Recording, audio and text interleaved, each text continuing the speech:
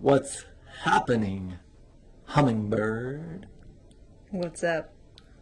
Oh, what's up? That's a good question. What is up? What's up with you? What's new since last time we did a podcast? Anything? Last week? Something new? Something new. One thing. I got an Instagram. Oh, you did. You got an Instagram. Yeah. That's new. That's alarming new. Yeah. Oh my gosh, what's happening? What is happening? So what's your Instagram name? My Instagram name is Celeste Jules. With a Z. Jules. With a Z. Celeste Jules with a Z. Mm-hmm. So there you have it. If you're listening and you want to follow us on Instagram, you can follow Julie, aka the Hummingbird, at Celeste Jules. And you can find me, Billy Perkins, at Billy's Brain. So please follow along with our lives. Because that's what it is, right? Yeah. I mean, basically. We're basically sharing pictures of our life. Yeah.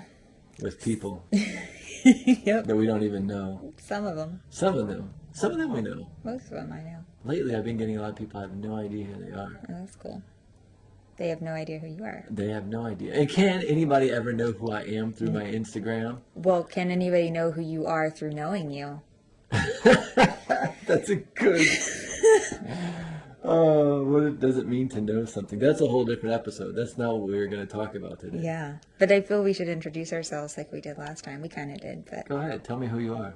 Oh, I can't say that. I'll never know who I am.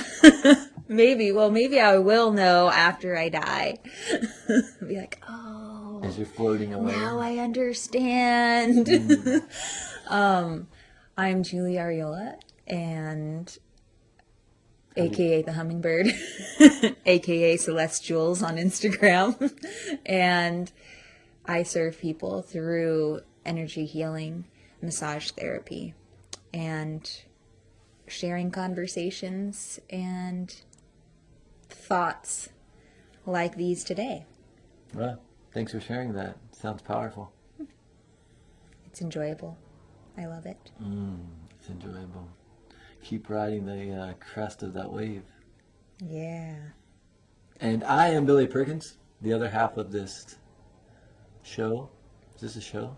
I guess. I guess it is. I guess it's all a show. We have our own show? Yeah, we got our own show.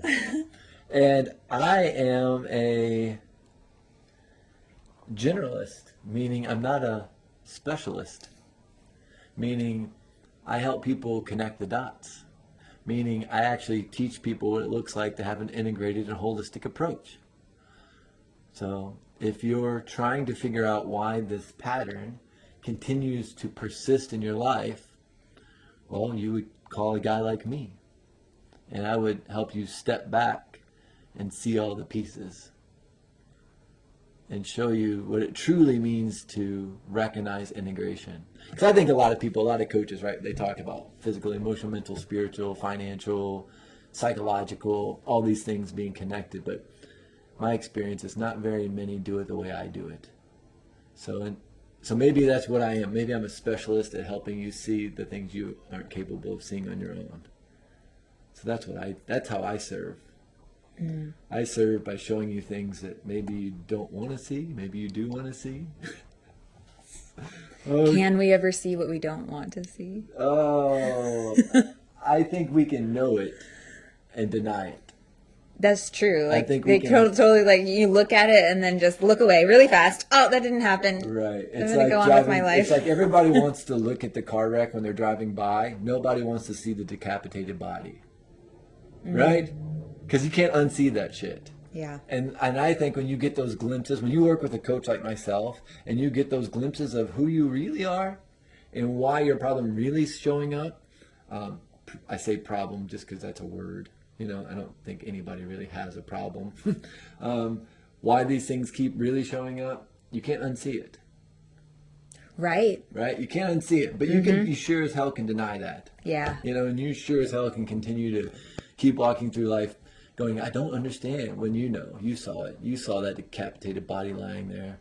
And you can't unsee it anymore. Yep. So you know what you put in the closet. Right? You know what you've stuffed down. You know. At least parts of you do. Yeah. And yeah, so I help people see those. I help people recognize what they already know. Yeah.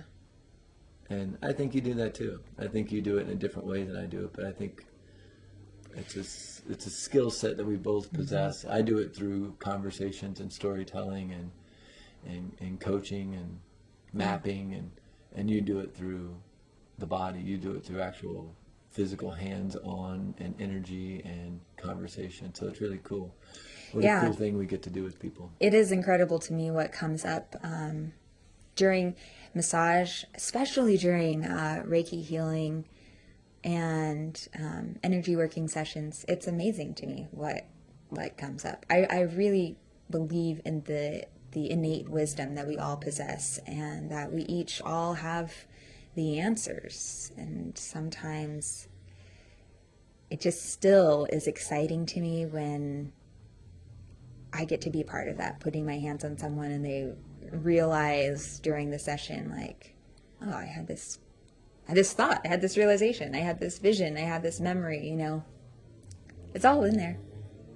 It's all in there. And I'm going to go ahead and say something. I just thought of this. If you've never had coaching before and you're listening to this and you're a Hawk and Hummingbird subscriber and you listen to us, and you're interested in being coached or going through the process of then I would be willing to give you a single session, like $77 rate, if you wanted to do a 90-minute session with me. This is like for our only listeners. I'm not going to put this on social media. I'm not going to send an email out. You actually have to be listening to this right now to receive that. One 90-minute session with me, $77. That's almost half. Huh? Yeah. It's a little less than half of what I would usually charge. So there. It's a very generous offer. It is. I just started listening to this. When we were just talking, I thought, some people don't even know what it means to be coached. Yeah. We're talking about something that they might not have any understanding of. Maybe they never worked with a coach or someone in the capacity of who we are. So if you're interested, it's the offer stands. I'll honor it. If you mention this, I'll honor it at any time.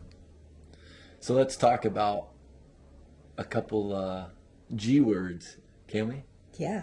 So today we thought we would talk about 3 G words. There's a potential 4th one that might come up, but there's 3 G words specifically that I've been thinking a lot about lately, and those 3 words are kind of big words in our society right now. And so let's do it: gluten, GMOs, and guilt. There's a connection, I believe. A sneaky one. But I think there's a serious connection. Yeah. Warning, this may trigger you.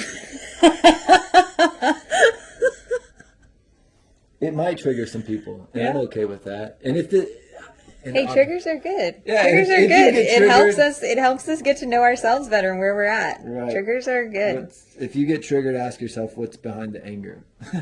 So here we go. I'm going to start by just jumping into this and saying, lately, over the last couple of weeks, I've been thinking a lot about the whole gluten-free trend, fad, way of living, craze. And I'm just going to be real blunt about it and say I'm starting to think it's bullshit. Like, I think it's absolute bullshit. And before I jump in and kind of further go into my reasoning of why I think it is bullshit, let me just say I get if you're celiac, like you've gone to the doctor, they've taken blood from you, you've done multiple tests, you actually have celiac disease or some form of an intolerance that you've actually been medically really tested for, not like doused or muscle tested. I'm talking about a really tested. Yeah, and I would add to that any inflammation of the gut too can cause an intolerance because Fair of the enough. way that they go into Inflammation. what is the inflammation of the colon? What is that one? Colitis. things like that. Like leaky gut syndrome. Yeah. So that all Right. goes into that as well. So it's not just celiac, but yeah. Right, but those, so colitis, leaky gut syndrome, celiac, let's be honest, like what's the percentage of the population that are actually suffering from those like diagnosed uh, illnesses or diseases, whatever you want to call that? I mean, if we're generous, we could say like 7%, 10%, maybe. Yeah, I really don't I even don't know know either, enough and I don't know. to throw a percentage out Right. there. Yeah, that's fair enough. Maybe I shouldn't be throwing around percentages. But I was thinking about this because we've kind of started integrating bread back into our diets, into our lifestyle. And I noticed that when we eat high quality bread, be it a bread like Yellow Deli bread doesn't bother me. The Prager's, is that the company that we get in Carlsbad, California? Phenomenal bread. Doesn't Yeah. bother me. Well, can I just throw out like how to eat grains? Go ahead. Like what the Please. whole deal is with that in the first place. I mean, Let's go. like grains in themselves, along with other types of food like legumes, can cause mineral that can make your body resistant to absorbing minerals. So it can cause a little bit of inflammation. And there were traditional ways to consume these things, which we have really strayed from. And that is with fermentation, or with really actually primarily with fermentation, and then with sprouted grains or with soaked grains. And you would, if you think of like an ancient grain that you eat, you wouldn't be eating, it doesn't look anything like white flour. Like that's like, stone ground wheat that's then fermented to make a bread is like totally different than like all-purpose white flour, which when you look at the ingredients, it's like 5 or 6 or 7 ingredients. It's just like fortified with vitamins because it's gone through this, I don't even know what process. And on top of that, most of the wheat going to the GMO thing have been really soaked in pesticides. Like they literally douse the field with pesticides before they harvest. So a lot of times, like, of course, you're gonna feel sick if you're eating pesticides constantly. White flour that's been soaked in pesticides is kind of totally different than a traditionally prepared ancient grain like spelt or rye or whatever that's been then fermented, then created into a bread. A totally different process. And I think that we kind of get confused. There's also like gluten, they use gluten, like the protein of the wheat, to make a lot of different colorings and flavorings in foods. So sometimes we don't even know that we're eating that. And it's like, that's not like a natural thing in nature. You would not, we don't, like, nature does not isolate a certain thing and then, give it to you. Everything in nature is really complex. So you're consuming a lot of things. So I just feel that that's really important to like state and throw out there, because there